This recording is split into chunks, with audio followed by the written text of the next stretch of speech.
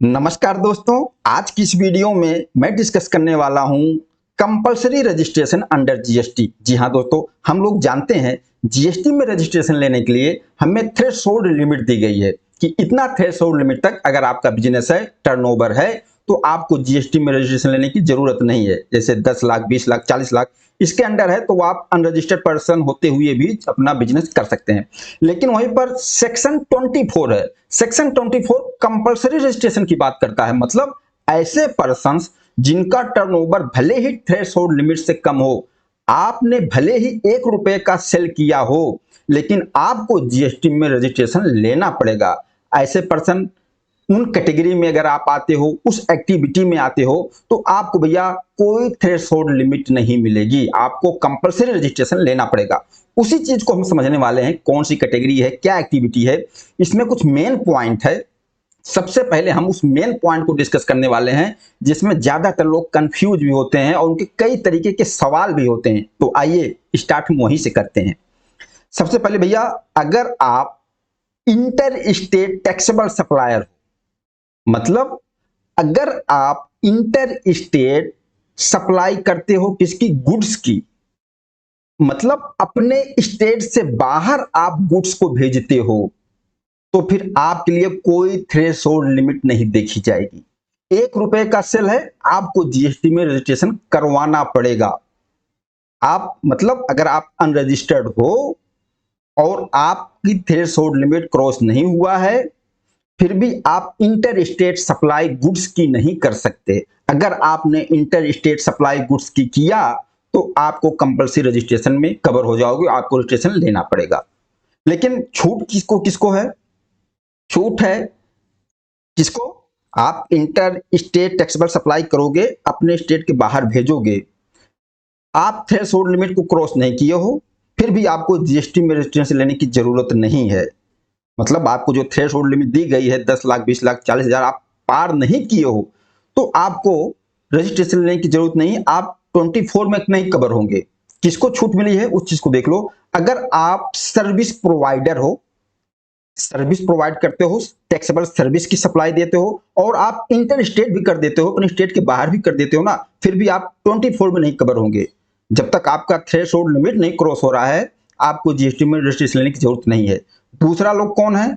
Handicraft goods. अगर आप handicraft goods की सप्लाई करते हो इंटर स्टेट और आप थ्रेशोल्ड लिमिट के अंदर हो, फिर भी आप जीएसटी में रजिस्ट्रेशन नहीं लोगे।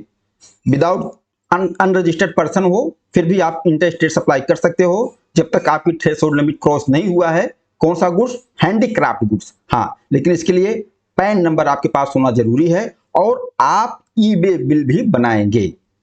बस सिंपल, दो चीज छोड़ दो। सर्विस प्रोवाइडर हो, हैंडीक्राफ्ट गुड्स सप्लाई कर रहे हो, तो आप अनरजिस्टर्ड भी हो तो इंटर स्टेट सप्लाई कर सकते हो। इसके अलावा कोई भी गुड्स आप इंटर स्टेट सप्लाई नहीं कर सकते हो। अगर इंटर स्टेट सप्लाई करोगे तो आप रजिस्ट्रेशन लेना होगा अंडर सेक्शन 24 में, कंपलसरी रजिस्ट्रेशन। ओके, दूसरा पॉइंट आ जाते हैं, person supplying goods through eco. कौन सा ईसीओ? जिसको रिक्वायर्ड है कलेक्ट टीसीएस अंडर सेक्शन 52 वाला इलेक्ट्रॉनिक कॉमर्स ऑपरेटर, जैसे अमेजन, फ्लिपकार्ट, ये लोग। बताया गया कि अगर कोई पर्सन अनरजिस्टर्ड है तो वह अपना गुड्स ईसीओ के प्लेटफॉर्म पर नहीं बेच सकता। मतलब अमेजन के प्लेटफॉर्म पे, फ्लिपकार्ट के प्लेटफॉर्म पर आप सेल नहीं कर सकते। क्यों? क्योंकि आपको कंपलसरी रजिस्ट्रेशन लेना होगा अंडर सेक्शन 24। तो यहां पर मेरा एक सवाल बनता है, क्या मान लीजिए मैं एक अनरजिस्टर्ड पर्सन हूं, मेरा टर्नओवर, मेरी सप्लाई 10 लाख भी नहीं है और मैं अपने गुड्स को ईसीओ के प्लेटफॉर्म पर बेचना चाहता हूं, तो क्या मैं नहीं बेच पाऊंगा? तो उसके लिए पूरा एक एग्जाम्पल सेट किया है, इस एग्जाम्पल से समझते हैं। मेन पॉइंट है, प्रैक्टिकल में भी इसकी बहुत जरूरत पड़ती है को समझना। मान लीजिए यहाँ एक सप्लायर है, सप्लायर हूं मैं एसके और मैं गुजरात में हूं और सप्लाई किसकी कर रहा हूं? गुड्स की सप्लाई कर रहा हूं। और यहाँ ईसीओ है। ईसीओ कौन सा? जो अंडर सेक्शन 52 में कवर हो रहा है, टीसीएस वाला। ओके, अब वह सप्लायर एग्जाम्पल के लिए अमेजन है। अब मैं चाहता हूं कि मैं अमेजन के प्लेटफॉर्म पर अपना गुड्स सेल करूं और मेरी टर्नओवर 10 लाख भी नहीं है, मतलब जो जीएसटी रजिस्ट्रेशन का थ्रेशोल्ड लिमिट है उसके अंदर ही हूं मैं।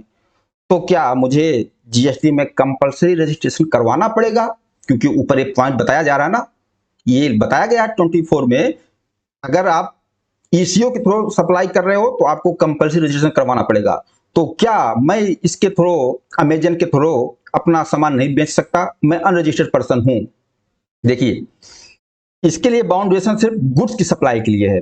अगर आप सर्विस प्रोवाइडर हो और आपकी थ्रेशोल्ड लिमिट कम है, तब भी आप सर्विस दे सकते हो ईसीओ के थ्रू, जो अंडर सेक्शन 52 में है।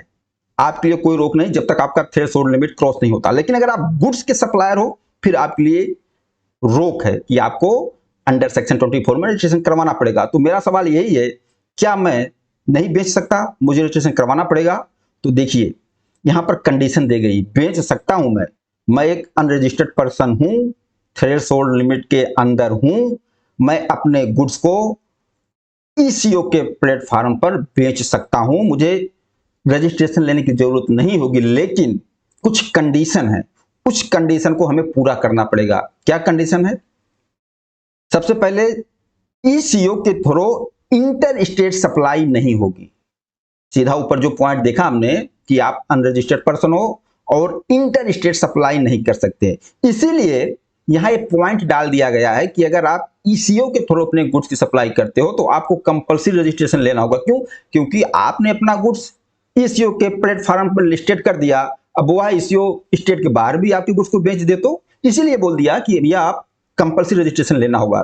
लेकिन कुछ कंडीशन दी गई है, अगर उस कंडीशन को आप पूरा करते हो तो अपनी सप्लाई आप ईसीओ के प्लेटफॉर्म से कर सकते हो अनरजिस्टर्ड होते हुए भी।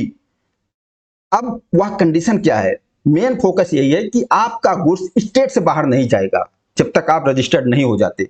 अनरजिस्टर्ड हो तो आपका गुड्स स्टेट से बाहर नहीं बेचेगा। कौन? वो आपका ईसीओ, जैसे अमेजन। कंडीशन क्या है? अब मैंने देख लिया कि अब जो आपका गुड्स अपने प्लेटफॉर्म पर लेगा, जैसे अमेजन एसके का गुड्स अपने प्लेटफॉर्म पर ले रहा है, तो यहां पर अमेजन ऐसे अनरजिस्टर्ड पर्सन के गुड्स को स्टेट से बाहर नहीं भेजेगा, वहां का ऑर्डर नहीं लेगा। जिस स्टेट का पर्सन है उसी स्टेट में अमेजन मतलब ईसीओ की सप्लाई करेगा, और उसके लिए जो ईसीओ होगा उसका सिस्टम होगा, वह सिस्टम बना रखा होगा, इस तरीके से कोड करेगा कि ये अनरजिस्टर्ड पर्सन है और इसका गुड्स स्टेट से बाहर नहीं जाएगा, स्टेट से बाहर का ऑर्डर नहीं लिया जाएगा। तो वो जिम्मेदारी ईसीओ की। देखो, इस पॉइंट पर ना ईसीओ के ऊपर भी पेनाल्टी लग जाती है।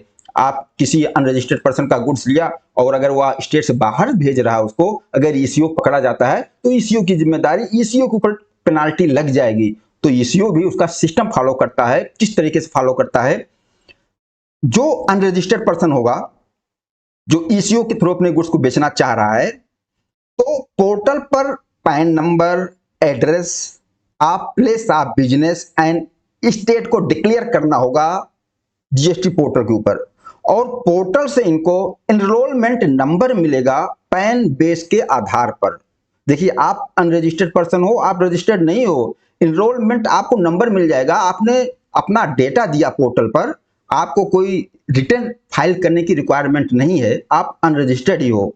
जो इनरोलमेंट नंबर आपको मिलेगा, वह इनरोलमेंट नंबर आप अपने ईसीओ को दोगे। जब तक आप इनरोलमेंट नंबर ईसीओ को नहीं दोगे, तब तक आपका वह गुड्स अपने प्लेटफॉर्म पर लेगा ही नहीं, क्योंकि इनरोलमेंट नंबर से आपका पूरा वेरीफाई कर लेगा कि आपका प्लेस ऑफ बिजनेस कहाँ है, आप अनरजिस्टर्ड पर्सन हो, तो उस हिसाब से उस कैटेगरी में रखेगा कि आपके गुड्स को वो इंटर स्टेट सप्लाई नहीं करेगा। ये सारी कंडीशन अगर पूरी होती है तो आप अपना गुड्स ईसीओ के थ्रू सेल कर सकते हो अनरजिस्टर्ड पर्सन होते हुए भी। जब तक आपकी थ्रेशोल्ड लिमिट नहीं क्रॉस होती तब तक आप सेल कर सकते हो। जैसे ही आपका थ्रेशोल्ड लिमिट क्रॉस हो जाएगा तो आपको जीएसटी में रजिस्ट्रेशन लेना होगा। ओके, यह जो कंफ्यूजन वाली पॉइंट थी, हमने इसको अच्छी तरीके से डिस्कस कर लिया। अब अगला पॉइंट आगे बढ़ते हैं। अगर आप ई कॉमर्स ऑपरेटर हो, ईसीओ हो, अब वह चाहे अंडर सेक्शन 95 वाले हो या 52 वाले हो, ईसीओ को तो जीएसटी में कंपल्सरी रजिस्ट्रेशन है ही। ओके, अगला पॉइंट कैजुअल टैक्सेबल पर्सन।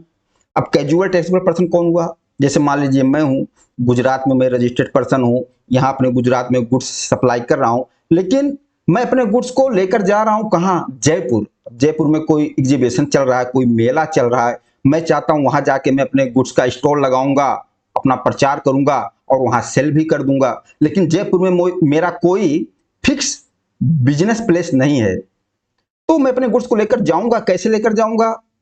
उसका डिलीवरी चालान बनाऊंगा, ई-वे बिल बनाऊंगा और मुझे वहां जीएसटी में रजिस्ट्रेशन लेना होगा। टेम्परेरी रजिस्ट्रेशन, 2 दिन के लिए, 4 दिन के लिए, 5 दिन के लिए, मुझे जितने दिन के लिए बिजनेस करना है, हफ्ते भर के लिए, 10 दिन के लिए, 1 महीने के लिए, तो मुझे वहां हम इसको बोला जाएगा कैजुअल टैक्सेबल पर्सन। वहां टेम्परेरी रजिस्ट्रेशन लेना होगा, ज्यादा से ज्यादा 90 दिन के लिए मिलता है। अगर और आप बढ़वाना चाहते हो तो 90 दिन का और एक्सटेंड करवा सकते हो। आपका वहां बिजनेस स्टार्ट होने से पहले 5 दिन पहले आपको रजिस्ट्रेशन ले लेना है, और रजिस्ट्रेशन लेने के लिए आपको एडवांस में टैक्स जमा करना होगा। अब एडवांस में टैक्स कैसे जमा करोगे? आपको एक एवरेज लगाया जाएगा कि कितना माल आप लेके जा रहे हो, या आप जो प्रॉपर ऑफिसर होगा उसके साथ बैठोगे, वो डिसाइड कर देगा आपको इतना टैक्स भर देना है। एडवांस में टैक्स भरोगे, जितना दिन आपको वहां बिजनेस करना है, सप्लाई करना है, करोगे, और फाइनली आप अपना हिसाब किताब करोगे, रिटर्न फाइल करोगे कि कितना टैक्स डिपार्टमेंट को देना है, या आपका एडवांस ज्यादा टैक्स जमा हो गया है, आपको रिफंड लेना है, वो सब क्लियर करके आप वहां से बिजनेस लेके आ जाओगे। इसको बोलते हैं कैजुअल टैक्सेबल पर्सन। तो कैजुअल टैक्सेबल पर्सन भी कंपल्सरी रजिस्ट्रेशन लेना पड़ेगा अंडर सेक्शन 24 में। हाँ, छूट किसके लिए है? अगर आप हैंडीक्राफ्ट गुड्स की सप्लाई कर रहे हो, हैंडीक्राफ्ट गुड्स की, तो आपको कंपल्सरी रजिस्ट्रेशन नहीं लेना है। आप थ्रेशोल्ड लिमिट के अंदर हो, हैंडीक्राफ्ट गुड्स लेकर जा रहे हो, तो आपको रजिस्ट्रेशन लेने की जरूरत नहीं। ओके, अगला पॉइंट, पर्सन रिक्वायर्ड टू पे टैक्स अंडर रिवर्स चार्ज। हमने आरसीएम में भी पढ़ा था और जीटीए के चैप्टर में भी हमने पढ़ा था। कुछ ऐसा पर्सन होते हैं कि अगर उन्होंने अनरजिस्टर्ड पर्सन से सप्लाई ली है तो रिवर्स चार्ज में आरसीएम में टैक्स पेमेंट करने की लायबिलिटी रिसिपिएंट पे आती है। अगर आप उस कैटेगरी के पर्सन निकलते हो तो आपको कंपल्सरी रजिस्ट्रेशन लेना पड़ेगा। ओके, अगला है non resident taxable person, NRTP, मतलब कोई विदेशी व्यक्ति, कोई आउटसाइड इंडिया से आता है और इंडिया में अपना बिजनेस करना चाहता है, गुड्स की सप्लाई कर रहा हो या सर्विस की सप्लाई कर रहा हो, तो उसके लिए भैया कोई थ्रेशोल्ड लिमिट नहीं देखी जाएगी, उसको कंपल्सरी रजिस्ट्रेशन लेना पड़ेगा इंडिया में, वो भी 24 के अंदर कवर हो रहा है।